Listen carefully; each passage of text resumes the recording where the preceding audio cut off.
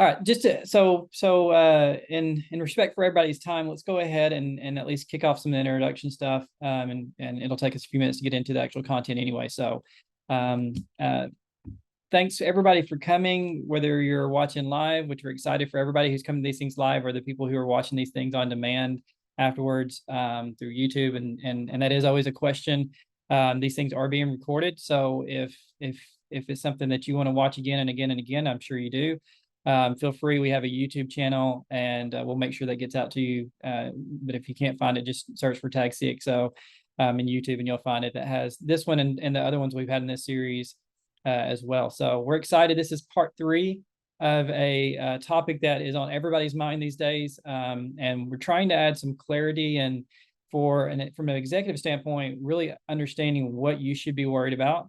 And so for that being said, this part 3, we wanted to go off into a little bit different look at it from a cybersecurity standpoint. You know, cybersecurity and AI are obviously both topics that everybody is working on, but what happens when you start looking at the effects of AI and cybersecurity and where those kind of meet up. And so we wanted to make sure that that was something that's covered. It's something that I don't think is talked about enough. Because there is going to be significant impact, and Daniel will be getting into that pretty from a detailed level as far as what you need to understand as an executive, not from a technical perspective. Again, these are not technical talks. We are not going deep into the IT of this. This is more for as an executive, people running companies, small to mid-sized companies. What should you be worried about? And again, this one we're going to look at AI, and you can see here the series that we've had before. Please, again, these are out there on YouTube, or if you want to link to it, feel free to email us. We'll be glad to send that to you.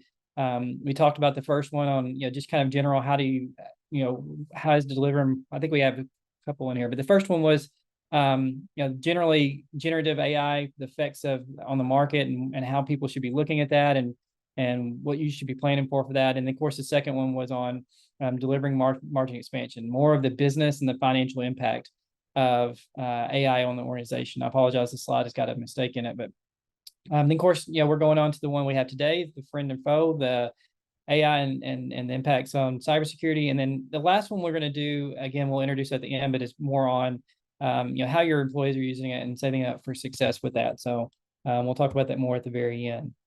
Just for those who are on here, just kind of set the stage for this.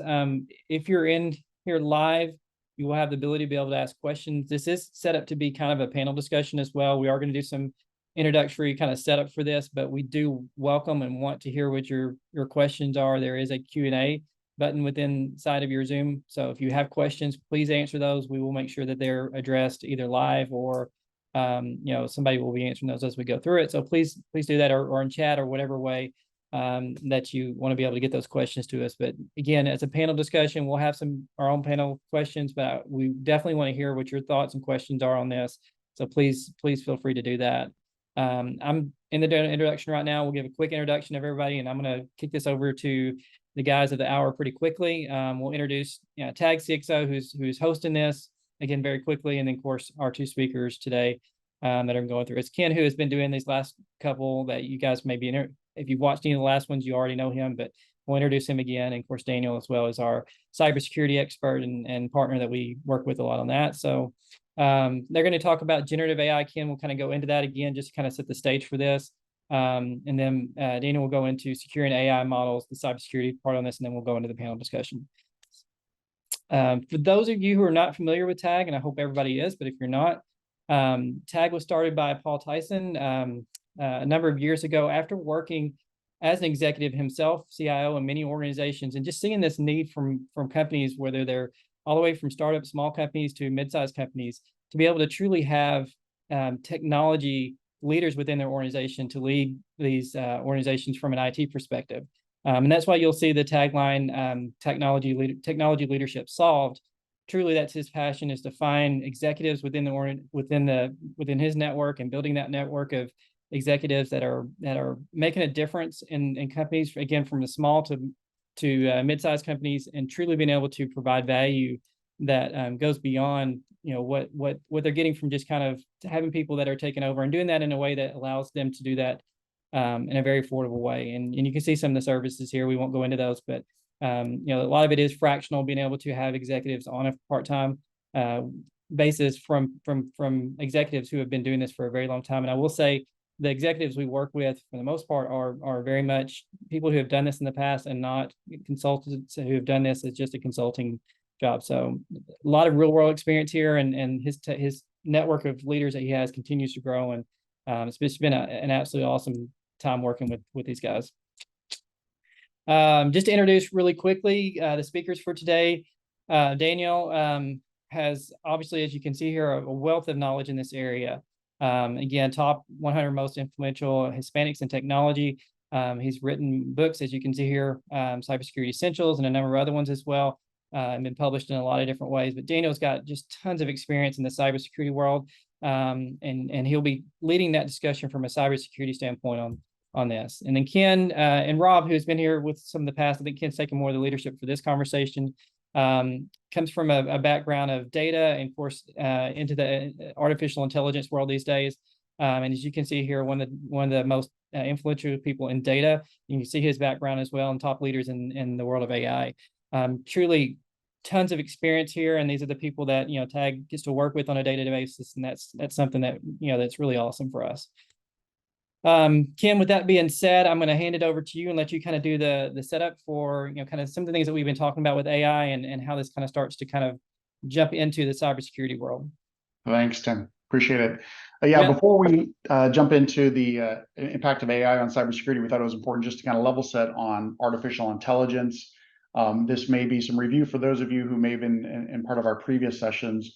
But as we're going to be talking about artificial intelligence today, we're really seeing the definition of artificial intelligence to really encompass AI as it's been defined really since the 50s. This is around machines working as the human brain operates, analyzing data, analyzing information. As we moved into the more recent years, really patterning itself over neural networks and how we operate and how we think. But it's really this continuum of capabilities around data ingestion, memorization, pattern detection, trying to predict and understand what's going on within the data, and then make recommendations and suggestions about the future. So forward-looking kind of capabilities as well. And it's really an intelligent brain engine, if you will, within corporations today. And hopefully your organizations are already using some form of artificial intelligence and certainly advanced analytics in your companies today. What's been fascinating most recently, of course, that's got a lot of attention is this other branch of artificial intelligence, which is generative AI, which was, I guess, had its birthday last week, around using these deep neural networks to understand unstructured information like text and images and even sound. And these are the ChatGPT kind of capabilities that have really taken the world by storm. Again, just another form of artificial intelligence. Again, it's ingesting information, finding patterns of information. And then what's really unique about generative AI is that it actually generates content in a way that we haven't seen it before, in text and images and so on. So all part of the family of AI. If we move to the next slide, what's important, I think, for cybersecurity, as we hand it over to Dan to start talking about these aspects, is really to understand how these systems work. When it comes to generative AI, they are actually leveraging these large language models that are built by these third-party platform providers. And you have hopefully used these technologies yourself if you use ChatGPT to create a prompt and send some question over to these large language models. Of course, there's a lot of companies getting in trouble, or individuals within companies who are putting proprietary information into these prompts or code into these prompts, or you'll read about, unfortunately, security keys being passed over into these large language models and then being exposed externally. So really understanding how these models work is important as we get into how do we secure and make sure that we're being responsible with these tools. And this is an important factor here, is to really think about the modes of how employees are actually using these large language models specifically today. One is just public applications. As I mentioned, if you're using ChatGPT, you're typing in some prompt, you're sending it outside to the whatever large language model service you're using, and then you're getting a response back, and you're exchanging information to that third party in that form. if your employees within your organization are using these publicly available tools, they're also potentially exposing your organization to data loss. And we'll talk a little bit about data loss. The second track here is around how AI or generative AI is being embedded into enterprise platforms like SAP or Salesforce or Microsoft. And if you're buying, for example, SAP or Salesforce, and they have generative AI capabilities internal, that's a great selling position. But what is their interface to these third-party models? Your employees are working there within that enterprise app, but how is the enterprise app responsibly managing your private information as they go to their large language models, and what does that look like? And as we look at regulations and so on, there's a really good question around who has responsibility for that. Even though you're using a third party, you have responsibility for the data protection of your company's information. So as you're using third-party vendors that are embedding generative AI into their platforms, very critically important process. And then the third one is companies that are saying, no, we're going to build and manage these, not necessarily large language models, but these enterprise solutions around large language models ourselves. And we're going to broker these capabilities so that we're funneling our employee demand through kind of a central service that we're going to control and manage, which gives you the ultimate protection for managing kind of more enterprise solutions around how to use large language models on your own data. So there's these different modes of engaging with these, and I think each one of them comes with their own implications for how are you securing your company's data and IP. So if we move to the next slide, so this is just generally the prompt methodology. As you create a prompt, goes to large language models, you get a response back. We kind of talked to that briefly over the slide a moment ago. So we move forward then. So when we talk about risks, I mentioned one, which is data loss prevention. Data loss prevention is, I've got company's proprietary information is potentially going outside, and I want to protect that. That's just one of the many potential risks that one needs to be concerned about when we think about the use of AI in general, and specifically generative AI. And in this slide, we kind of broke them into two different types of risk categories. One being like a risk to your organization. These are things like cyber threats, which is what we're going to spend our time on today in this session. We're really talking about cybersecurity and cyber threats. There's other threats that the board needs to be aware of, like industry disruption, like generative AI is actually going to disrupt my industry. What are we doing about it? There are internal threats around data loss prevention that I just mentioned. But then there are things around hallucinations and basically quality of these recommendations that are coming out. If we're not managing these things well, staying compliant with the regulations and so on. So these are the things that you as an organization need to be concerned about as you're deploying AI, and specifically generative AI within your organization. And then on the right-hand side, we listed several societal risks. And these are risks that are concerns that society has and or governments have about companies' use of these tools and what the impacts are going to be on their citizens and society in general. And these are things around data loss or the impact of bias, the loss of privacy. There are social implications for building echo chambers and concentrations of power, where if there's only a few large language models, and then they're basically controlling the knowledge that we're sharing, frauds and scams and manipulations. And the interesting thing about this column is this is really what's driving a lot of regulations, right? Because our government regulations, both the EU and the US, are putting responsible practices in place to really protect citizens on the right-hand column. And then, of course, we as corporations are very concerned about protecting our brands and are very interested on the left-hand column. So just in general, there's a lot of very great conversations happening right now about how to manage these risks. And luckily, we have Dan here today to talk specifically about cybersecurity and the use of AI, both on our part, which is how do we protect our companies, and then also bad actors having access to these tools as well. So with that, I'll turn it over to Dan to get us into a conversation around AI and cybersecurity. Thanks, Ken, and thanks for the opportunity to be here today. Next slide, please. Following a very nice intro, as I think about AI in cybersecurity, we're standing on the brink of a technology revolution that's fundamentally changing the way we live, we work, and how we relate to one another. And at the heart of this revolution is AI. Don't need to repeat that, but it's a field that holds a lot of promise, but a lot of new risks and threats. And when it comes to cybersecurity, specifically in AI, the intersection between the two, the first thing that comes to mind is there's a duality here. There's a dual role of AI in cybersecurity. Well, let me start talking about that. AI evidently impacts cybersecurity significantly, offering both powerful tools for defense, but also new attack vectors, new vectors for attack for our adversaries. As with any other business functions, CISO teams today are on a relentless quest for more efficiency, a desire to achieve more with less, to do more with the same resources or more with less resources.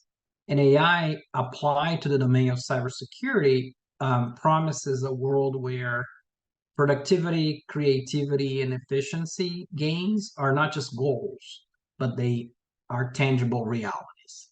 It allows teams to automate tasks that once drained hours of human labor, creativity, but it's also more than just a tool for business acceleration. In my view, it's really for cybersecurity teams, it's a force multiplier. And why do I say that? AI can take over routine tasks, such as analyzing malware, doing code reviews. This isn't a possibility. This is something that's happening today in organizations. But AI doesn't just accelerate those workflows.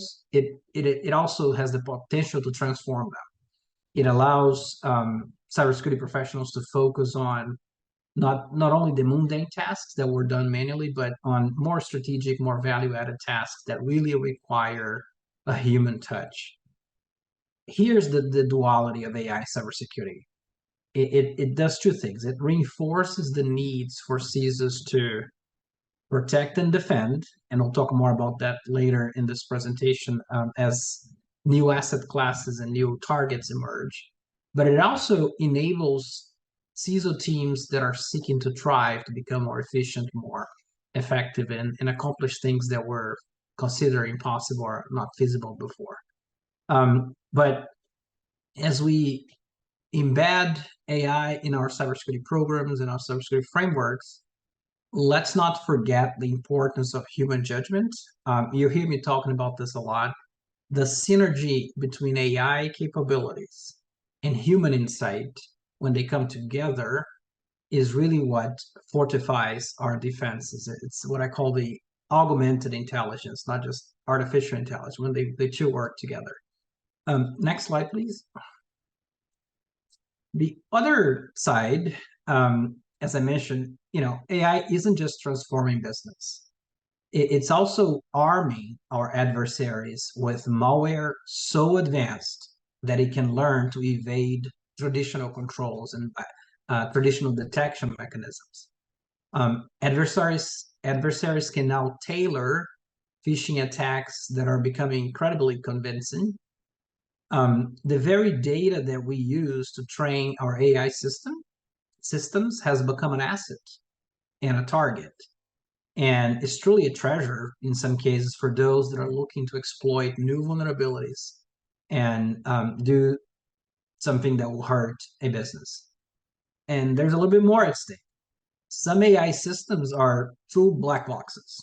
Their inner workings are obscure, making it challenging to understand how they make decisions, how they come up with certain words or summaries or numbers, and really try to spot where they might go wrong. This level of opaqueness is becoming a significant hurdle in securing AI itself.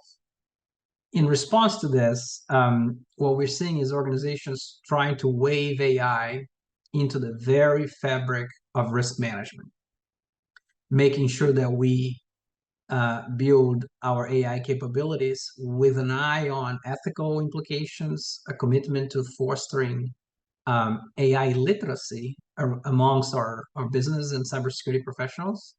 And there's more about the notion of AI risk management later in this presentation. as we embrace this duality of AI in cybersecurity, both as a mandate to defend and protect, and also a significant enabler for efficiency and productivity, I want you to remember to champion the use of AI for business growth, but remain vigilant against its misuse.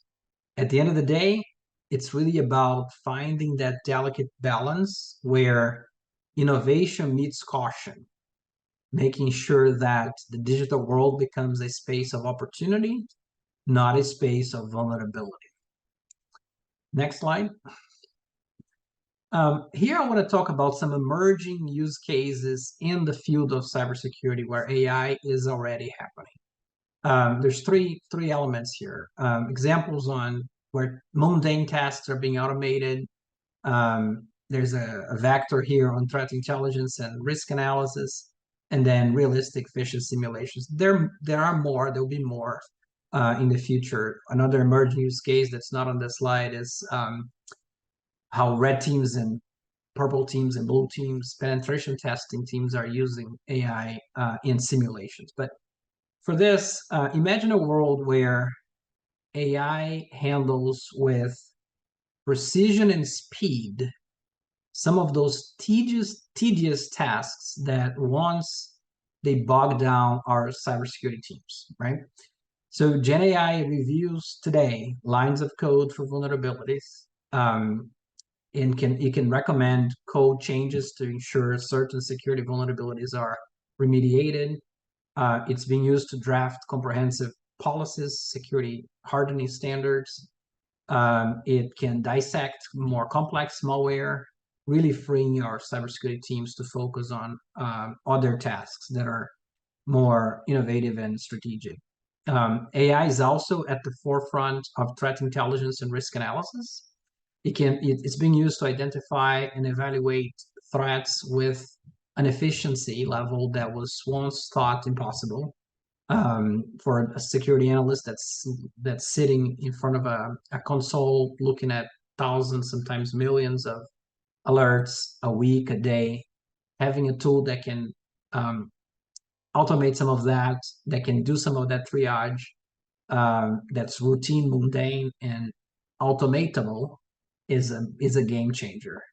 By automating some of these processes, Gen AI is not only accelerating instant response times, but it's also fortifying our defenses. And then the third thing is when it comes to the human element, Gen AI is proving to be a very good educator. Through realistic phishing simulations, it's testing and teaching our employees, turning them into a stronger first line of defense. Phishing simulations are becoming more lifelike, same way that the adversaries do. We can do internally to train people and help them prepare for pretty much any scenario. And Gen AI also allows us to create more scenarios, a variety, and the level of variability and creativity on these scenarios just skyrockets, which before was a lot more human-driven, which helps us make sure that those best cybersecurity practice, they really become second nature for the employees that are being trained on this. The power of Gen AI in cybersecurity is very transformative. But again, let's not forget, it augments, doesn't replace the insight of the human. Again, augmented intelligence, AI versus artificial intelligence. And I think together, this synergy between man and machine will really be the game changer for digital security going forward. Next slide, please. One more, yeah. So now I'm going to switch to talk about how we secure AI models. So we started talking about the dual role of AI in cybersecurity, both as a need to defend and protect new assets, new types of applications, and also an opportunity to be more efficient as a security organization. Here, let's dive a little bit deeper on how to secure those AI models. In the beginning, Ken was talking about there's three different ways of using AI. One of the most common ones is to build LLM applications, large language model applications that are either running on top of a commercial model like a ChatGPT, an OpenAI, or Claude, or Google Bard, etc. And that seems to be the most impactful option for organizations that want to build this, or simply to subscribe an existing model without much customization. But at the end of the day, you're falling into this category of a LLM, large language model application. So there are two resources that I will mention today. One is the OWASP. OWASP stands for Open Worldwide Application Security Project. It's an OWASP foundation that's been around for several years and has a very, very strong credibility with the cybersecurity community. They started with a focus on application and software security several years ago, and recently published the top 10 cybersecurity risks for large language models. And we'll talk about them in a minute. OWASP has been a vanguard in cybersecurity, and its top 10 lists, for software security for LLMs has really become the guide for cybersecurity engineers and developers on how to navigate vulnerability mitigation and writing secure code. On the other side of this slide, we have a new publication called the NIST AI Risk Management Framework. The framework is a compass that was crafted by the National Institute of Standards and Technology, NIST, which helps navigate the complexities of AI risk management, puts a life cycle around it, standardize how we think about things, making sure that every potential threat is assessed and addressed. In my view, together, these two resources, the top 10 and the NIST, they offer an approach that can help combat adversarial attacks.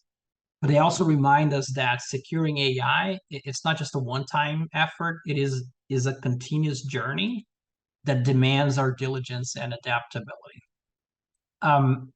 It's important to remember that these are just not guidelines. They are the weapons in our arsenal against those that are looking to turn AI innovations against us. So as we step into the future, I tell my teams to always take these frameworks with you. Let them become the base to secure our AI systems, making sure that such technology that has the power to transform how we live remains secure, trustworthy, and resilient. Specifically, with the NIST framework, it has 4 subcomponents to it: govern, map, measure, and manage. And the first one, govern, it talks about establishing a risk management culture, aligning AI design and development with organizational values and principles. It's very framework type work. It doesn't tell exactly how to do things, but it gives you a framework. The second component is called map, where you map risk drivers to potential risk scenarios in your specific use case. Measure, as the name implies, measuring risks, trying to put quantitative metrics around them using the proper risk assessment methodologies. And then manage is where you apply risk mitigation techniques. Could be transfer, reduce, mitigate, etc. And also monitor these risks over time as these models evolve, as the use cases evolve, etc. Next slide.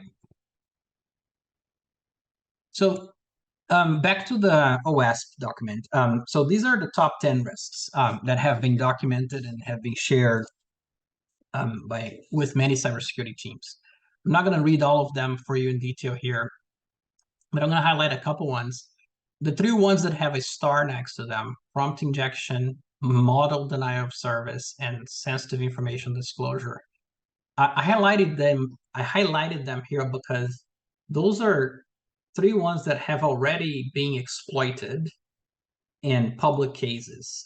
We've seen in the last 12 months, as the AI revolution took off, cases where prompt injection was used to manipulate large language models to behave in a way that serves a different agenda, generate false information, exposing sensitive data, or just doing silly things. Like, an example I saw was in earlier versions of ChatGPT. This has been fixed now, but in earlier versions, you could write a prompt that said, write the word blah, blah, blah indefinitely, and then it would loop and print the same word in perpetuity, basically taking all of the resources on your machine, and you would have to force a reboot. So silly things like that, they're now addressed, but the technology started a year ago, subject to several threats and vulnerabilities like that. So prompt injection is a big one.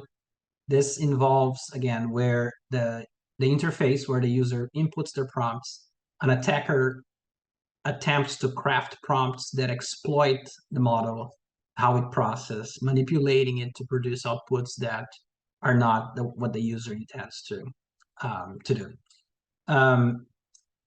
Another one that's very critical here is the third one from left to right. It's training data poisoning.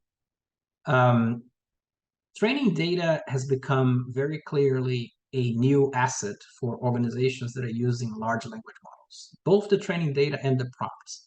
And as they become valuable assets, they also become targets from attackers. So similar to prompt injection, where the attackers are targeting the prompts, manipulating them, with the training data poisoning risk, the attackers are coming from a perspective that those models, they are learning from vast, immense data sets. And if these data sets are tampered with, an adversary can poison the training process, leading the model, for example, to make biased or incorrect predictions.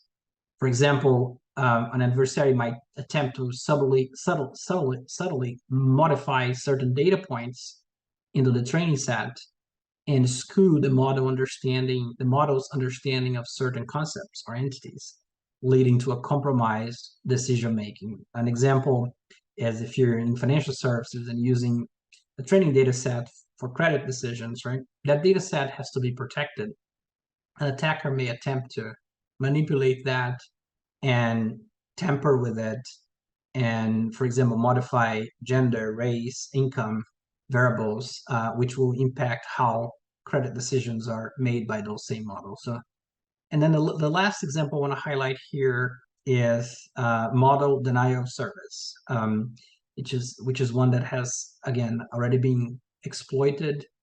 This type of attack involves basically overloading the large language model with inputs that are designed to consume a disproportionate amount of computational resources, effectively rendering the service so slow and unresponsive. So as more and more organizations bake Gen AI into business processes, making sure that those processes are available when you need them, it's going to be more critical. A sophisticated form of this attack might involve inputs that are very particularly difficult for the model to process. You know, they're either very long or they have very complicated characters intentionally, which can exploit certain weaknesses in the model's design that will cause it to require an excessive computational effort, which eventually will cause the servers to crash and stop responding. And then the last one I'll mention that, I mean, it's pretty obvious. It was a very publicized case early on, I think it was Samsung, sensitive information disclosure. You know, employees basically prompting ChatGPT and including proprietary IP, confidential information from Samsung into, or code or other whatever, into ChatGPT, and then inadvertently that becomes part of the training data set for the future, the way ChatGPT was working at the time. So this is pretty trivial.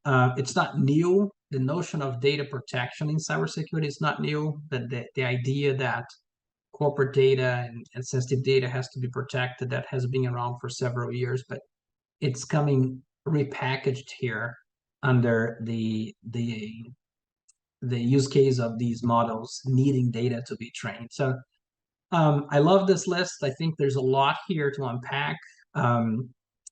I illustrated a couple examples, but without getting too much technical, but development teams that are actively implementing AI solutions today, or are considering it, or considering to as a future project, should look at this. make sure you understand where you're getting into.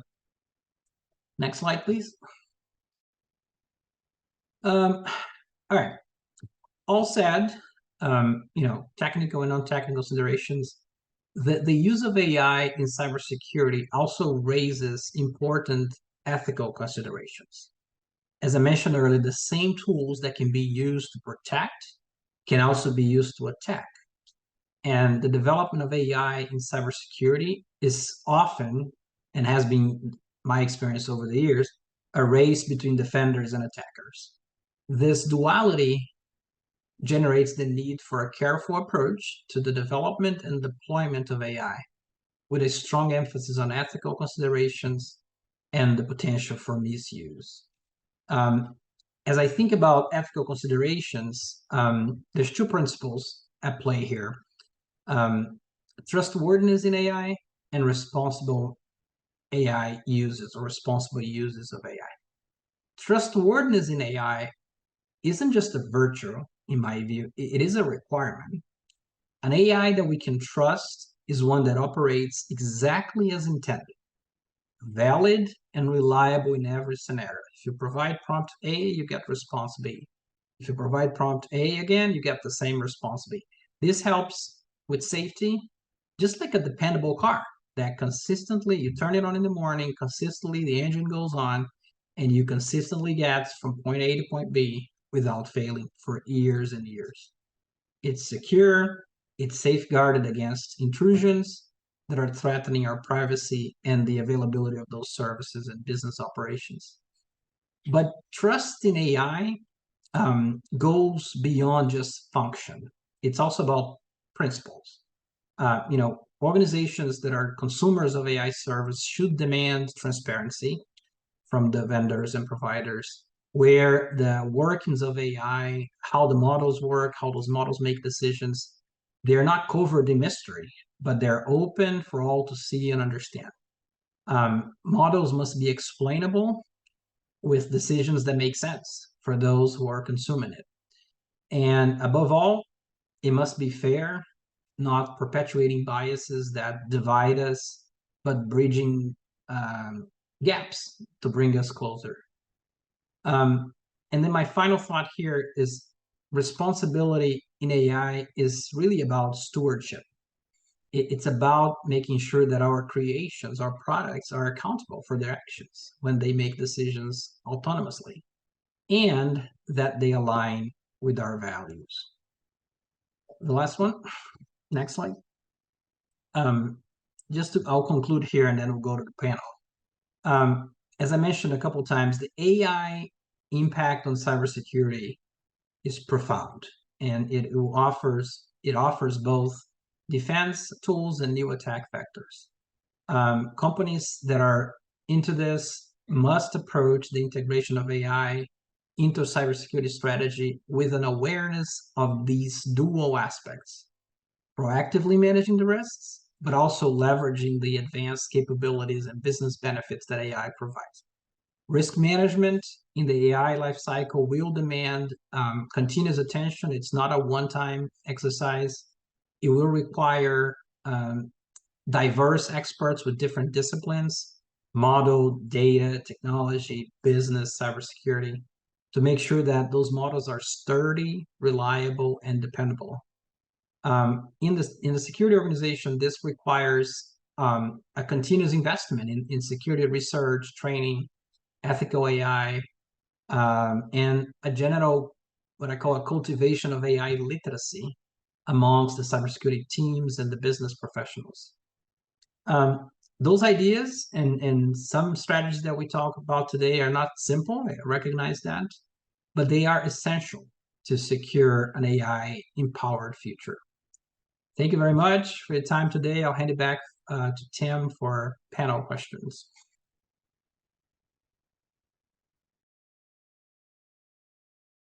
Hey guys, can you hear me? Trying to turn this off of mute. And Daniel, thanks for giving us in my opinion, from a security standpoint, one of the best descriptions I've seen of AI and things of it. So we're going to go into some panel questions, but first off, Zach, I know we had one poll question we wanted to get to. So if we can pop it up, we're just curious to get those of you on here, just your feedback as far as, from an AI perspective, kind of where you're at on the journey. And the question is, is your company currently utilizing an AI tool for business? And our thoughts here was a tool that maybe AI is embedded in, or you developing your own. Either way kind of counts, as long as, it's kind of something that you're implementing AI and just kind of get a gauge on, how people are using it. Give everybody just a second or two to answer, and then I'm gonna stop sharing screens for a second. All right, Zach, see if we have any input. Yes, so I think we got 67% are, and the rest of everybody are working on it. And that's great. We've done some past ones, Ken. I know we've talked about it. If you're not doing anything in this area, then you're not in a good place, because you're falling way behind. So I think that pretty is representative of what we've seen as well. You're either working on it or you've developed it. Some of the new tools out there now are making it much easier to do this because it's already embedded into it. So you just have to find the way to implement it and get it working within your organization. But I think this conversation with Daniel is very important because you have to understand the implications of that. And we talked about some of that already in some of the initial ones, but we wanted to take that deeper dive into what does it mean to really be able to set people who are using these things, my users, free with this stuff and start having them actually use it. What is the flip side of that? And I think you'll see some mirrors between just some general cybersecurity things that you see just for that web applications and things that you're using. Injection's one that's been around for years, just in general web application, cybersecurity issues. So I appreciate that view of it. So let's get in some questions. And again, if you guys have any questions of your own, please put them in QA, or I think chat. Either one will work. And let us know what you guys are thinking. The first one I kind of wanted to start with, while we're waiting, is we've talked about the different uses of AI, and this is something, Daniel, I think you can answer maybe from a cybersecurity standpoint, and Ken, I think you could probably pitch in from just general AI. There's a number of people here from different industries that are looking at that probably in a different way. What are some of the differences you see between industries and the way that AI is being applied to those different things? And then, I guess my question beyond that from a cybersecurity standpoint is, are there some bases that, all industries can kind of look at, like the OWASP top 10, the NIST framework, that kind of gets you maybe 75% of the way there. And then there's specific things on top of that that are individualized to that. And I know that's kind of a long question, but Dana, I'll let you kind of start from a cybersecurity standpoint on kind of the differences from a industry perspective. Yeah, no, thanks, Tim. From a pure cybersecurity standpoint, there's not much variability from what I can see right now in across industry in terms of what the risks and the benefits are. At the end of the day, an IP address is an IP address. A software is a software. We're all buying Windows servers from Microsoft, whether you're a bank or a hospital. The principles are the principles. I strongly recommend any CTO, CIO, or development teams to take a hard look at the OWASP guidelines. That's the heart of how to secure AI these days, and it's an evolving document. It's being only published for like 3-4 months, and I'm sure there'll be updates going forward. But I think it's an excellent starting point, and it can really give the engineering teams a good start in understanding what we're dealing with. Yeah, I think that's right. And then maybe across the industries, some of the industrials are using like a lot of image analysis and a lot of AI kind of in the field or on the shop floor or manufacturing, these kinds of things, and pushing a lot of AI algorithms to the edge. So they're actually computing in the nodes. So that just opens up much more exposure for those kind of use cases around cybersecurity, network security, and vulnerabilities from that perspective, where as if a company is doing more kind of back office analytics for customer research within their firewalls, they might not be exposed to as many risks. So I guess at the end of the day, to Dan's point, they're the same risks that you would be managing, but maybe to a greater extent in some of these other use cases. Yeah. And I appreciate that. And one thing I do want to mention as well is, obviously we have developed a supplement for this that kind of has some questions. Some of them we're probably going to answer today, but others we may not get to, that we'll pass along to everybody who's on here. If you're watching this on demand, YouTube or wherever you're watching this, please send us an email or message us on LinkedIn. We're more than glad to get those to you as well. But we'll also include links to, or some ways to get to the documents for the OWASP Top 10, the NIST framework.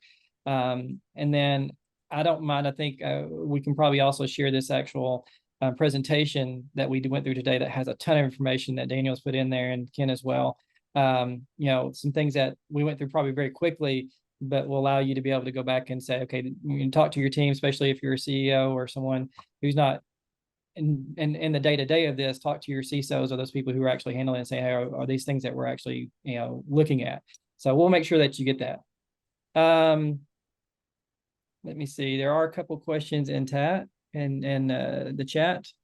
We've historically been interested in a lot more security transactional applications than analytics. Now that AI is based analytics on getting embedded transactional applications, how do you see us changing our security strategy? That's from Gakola. Daniel, it's probably one for you. You may want to open up chat because I think I did a bad job of reading that. So you may want to open up chat. Yeah, let me take a look. Get your own to it. So I think a lot of this is he's asking about, you know, the transactional applications rather than analytics, the differences there. No, yeah. The way I tackle this is you go back to some of the cybersecurity principles. One is called defense in depth. So you never build a strategy, you know, by accumulating, by building a taller wall. That's not a good strategy, but you build a sequence of different types of protections that if one is broken, the next one has a chance to protect or catch the attacker and all that. So specifically for this question, I think it's all about how you protect the data, whether it's analytics or transactions. I see that with AI being more and more utilized in the process of producing analytics or, you know, creating abstraction of data or synthetic data and all that, at the end of the day, it becomes a company asset, whether it's, you know, the 10th copy of the data set or the original one, whatever. And those are assets that should be looked on a risk-based approach, you know, given their importance or the content that the data set has, the sensitivity and all that, and they should be protected using your normal security stack, you know, encryption where it makes sense, access controls, you know, high availability and all that. So gone are the days where you could have a proliferation of Tableau and Power BI silos where, you know, many teams would have copies of production data sitting on their local servers and security teams had no visibility of that. I think those days, if they're not gone, they should be gone soon, because now you're adding another layer of complexity on top of that, which is with AI, where that localized copy could actually be talking to an open AI or any AI, any large language model outside of the company. And here you go, your sensitive data is leaving the walls without you even knowing about it. So I think it becomes more important to stick to the principles, again, security, defense in depth, and really protecting the data, but understanding that protecting the data here means not just the production server where the main data is, but perhaps, you know, data marts or localized data warehouse where analytics teams are working on their products that may contain subsets of production data that are equally attractive to an adversary. Yeah, I think what we're also going to see for a short period of time until companies catch up is, so absolutely. Matter of fact, the lion's share of your company's data is probably in databases and marts, and then shadow IT assets that you need to bring together and control that environment. What's interesting about these generative AI tools is they're actually going off across these unstructured data sets like SharePoint sites and Word documents and PowerPoint presentations. And some of the early things that we're seeing with companies that are deploying generative AI is it's actually uncovering private information, security information that they previously didn't see because they were in documents in some SharePoint location that wasn't fairly well managed. So in addition to, you know, being rigorous about managing our structured data, I think generative AI, Gokula, to your question, It's just same practices, same principles, but I think it's just exposing us now to more content because we haven't really effectively managed this unstructured content. And I think we're entering the world of having to, because these tools are going to start exposing that. Yeah. Yeah. And I think that's important, Ken. And Daniel, you mentioned this earlier, and when in the presentation part of it was, how all these people out there who are writing malware and all the other threats that we have to face every day are using AI to proliferate that and make that quicker. But there's also the flip side of that where AI is being used to combat that too, which kind of leads into the next question by Ed Escobedo. And I have not, Ed, I'm sorry, I've not read that article that you mentioned, but let me bring it up real quick. It has to do with, the title is How Nations Are Losing a Global Race to Tackle AI Harms. And I know, but before our last one we did, the government, the White House had actually put out some new guidelines and regulations for that. I think that was the first thing that I'm aware of actually that's happened, but you guys would know much more on that. But any thoughts on government regulation that is emerging? And I don't know if either you guys on here have read that article or not, or have any thoughts on it. That was the next question from panel. Yeah, well, certainly on both the EU regulation and the most recent US regulations, they're really around trying to protect, as we mentioned earlier, the citizens. And so if you go through those, they're all about responsible use of AI. That's at the end of it, this theme of these, which is, who's accountable, which is you, for the use of the AI, and making that clear. Transparency on how decisions are made using AI, explainability, how was this decision made, the fact that you're actually using these things. So it's around best behavior and how these systems are actually planned, deployed, and executed. And quite frankly, this is a very important area, because I think what we're seeing is a lot of vendors, a lot of solution providers in there, they can come in and build use cases really, really quickly. All these tools are open source, and so you can grab a data scientist right out of college and start building some really cool stuff. But I think what's really good about these regulations is they're really enforcing or really trying to drive companies to saying, are we doing this responsibly? And what are those processes and controls that you have in place? The transparency about this, so that when you're caught with any kind of regulatory challenge, you can actually demonstrate that you're managing bias, that you tested for that, and you're managing that, you're protecting protected classes and so on. So I think these regulations are fantastic. They're the kinds of things that we should be doing anyway as good, corporate global citizens. But it does represent new business practices and technologies that are responsible in an area that has been kind of fluffy when it comes to data science and exploration and discovery and that whole world about being responsible. I think that's going to be a focus area for many, many companies. Yeah, no, I agree. I think the regulations, the New York Times article is behind a paywall, so I can't read it, but I've read about other regulations. As long as they are emphasizing the need for responsible use, accountability, transparency, I think they're welcome. I wish every country would have one. Biden administration released theirs. Good. It's a good starting point. It's not perfect, but it's better than silence, and it's better than trying to regulate everything.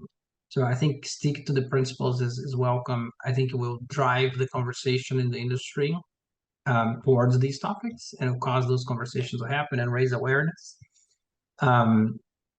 So it is welcome in that sense, and it's a recognition that, back to the risk discussion we had earlier, cyber is just one piece of the risk profile here, and the real risk of AI, they really extend into the society as a whole, where the stakes are much more profound than the cybersecurity. We're talking about job losses due to automation, bias baked into these algorithms, the dilution of privacy, echo chambers that polarize the public opinion, concentration of power, spreading misinformation, scams. The list is huge.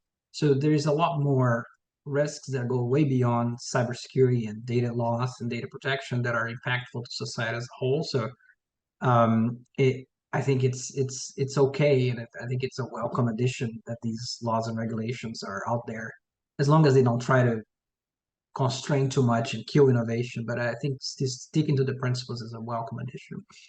Yeah. and we talked about this on a previous webinar that we had on, it was strictly on cybersecurity, was being able to identify those assets that are most important to your company, and not to disable your people from being able to use it, but find ways to enable them to do it in the right way. So I think that's something that's very important. And that principle, goes through here. It's a different mindset because it's AI and not just general cybersecurity, but definitely the same thing. So another question we got in here from Steve, and this is can you talk about the ways to train employees so that they know the risk of using ChatGPT and other tools? Any best practice or suggestion? So we'll mention this here in a minute, but our next webinar, Ken, I believe, is strictly focused just on that. Not that we can't answer, this from a high level right now, but I would say that, Steve, to make sure that when we do the next one, I think it's going to be in February, that's going to be the main focus of it, because that is a very big part of this. And how do you enable your people to do it the right way without putting risk on your company? So I don't know if anybody has any high level thoughts they want to talk to that about right now, or we can kind of leave that to the next one. Well, the good news is we have a lot of tools already in place for educating our employees about data privacy. All the GDPR mandates that went through 2 years ago, and ethics, and we take our employees through codes of ethics and best behaviors, and it's the same mechanism. And so, Steve, we would just use those same mechanisms, just extend slightly to talk about AI, and this is around data literacy and analytic literacy, but your employees should know the impact of algorithms making decisions if they're in that case. But I think most readily it's about, hey, don't put this information in that prompt. But it's the same kind of conversation you would have about taking company private information and downloading it or putting it on a thumb drive or printing it and sending it. It's the same kind of, hey, data protection is important to us. But just realize that these new tools are also offering our opportunity to step up and be more responsible with data protection. But then you can extend it more towards, how do you comply with these regulations? What does all this really mean? How are people being impacted by decisions? And I think that just gets into a general AI literacy program. And there are great examples out there in the industry of data literacy programs. Yeah, I love that. And I think, again, we're going to get in deeper in that on our next one. But I saw something, I think it was yesterday on LinkedIn, and somebody had posted something, and it was a cockpit and it had the co-pilot highlighted, and it can't remember the exact wording, but it just mentioned co-pilots are great, which kind of references a lot of the AI co-pilots are out there. Just said, don't let them take the yoke. So so certainly there's a lot of things that we can do with this, but it still takes that decision making on the human part as well to kind of drive where things go, and not losing that part. And again, we'll go into a lot of the change management type of things that you'll have to kind of look at in our next one. I don't want to we had some other questions that had to do with kind of, all the solutions are out there. And it's something that I think is important, because there are a lot of solutions from a cybersecurity standpoint that are out there, probably more than we could even sit here and talk about.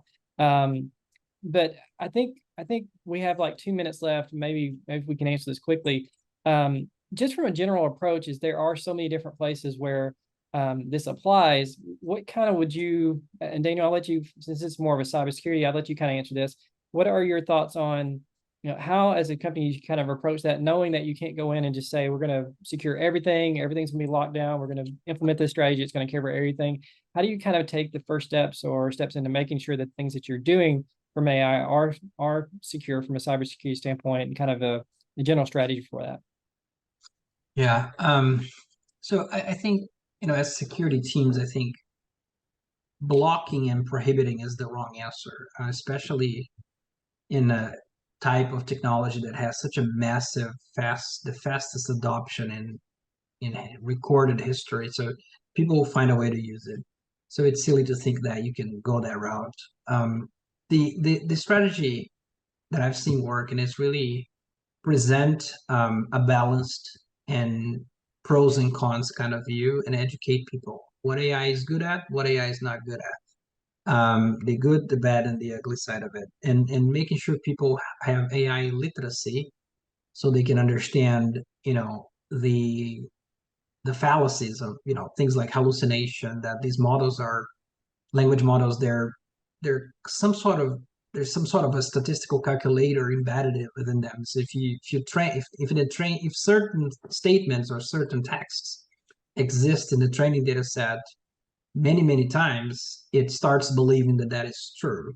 and it starts repeating that. So understanding how the dynamics and how the mechanics of these things work, it's important for people to grasp the concept of, these models can hallucinate, these models can have bias in there. You shouldn't take the answer as the final answer. I think it's a good rough draft, and the human connection is fundamental to stay present, and it can be a productivity accelerator, but not a full replacement. And then as you kind of get a little bit more in advanced use case, really educate people on what good prompting looks like, prompt engineer, how to craft prompts, because as I mentioned earlier, there's a lot of these are not deterministic models, so there's a lot of variability in the answers and how you craft the prompt. So educating people, training, prompt engineering is becoming like a skill, if you will, or something to be trained on. So it's important. And then the last thing is really reinforcing the decades-old notion of privacy online, which for some it doesn't exist, but it's bringing that conversation back again. Say, look, this is a model that's trained on publicly available data, and everything you feed into this becomes part of that training data set. So if you feed your medical examinations and ask it to tell you what you have, then you're basically publicizing your data. So people tend to respond well to that, and that awareness and that balanced approach. Having said all that, it's a phenomenal tool to improve creativity, productivity, and human output in a number of tasks, which should be encouraged. Yeah, no, I like that. And obviously, if these are things that you have further questions on as you start looking at this stuff that we're sending you, and just in general from seeing this, whether you're live or on demand, please reach out to us. Paul Tyson and Zach and the group here always are glad to talk about how these things can implement or can be affecting your organization and help you start that journey as well. Just to kind of cover things up, the next one, as we mentioned before, ensuring employee success with the age of AI, will be our next one. That will be on February 7th. I think it's the date that we have right now, and I had to get used to typing 2024. But we are coming up on the new year, and we figure people will be kind of in the holiday season, so we want to wait and let everybody get past that. But Ken and Robin again will be kind of back on talking again more about, as we've talked about multiple times in this one, is the next step. How do we make sure our employees are free to use this, but using it in the right and responsible way, and how do we make sure that they have success with it? So look forward to having everybody on there. We can stick around if there are other questions, but I think that's the last ones I saw on here. I appreciate the questions that we had and everybody's participation. On Daniel and Ken, appreciate y'all's thoughts on this. You guys are phenomenal as always and great partners, so we love working with you guys, and appreciate everybody who's able to join.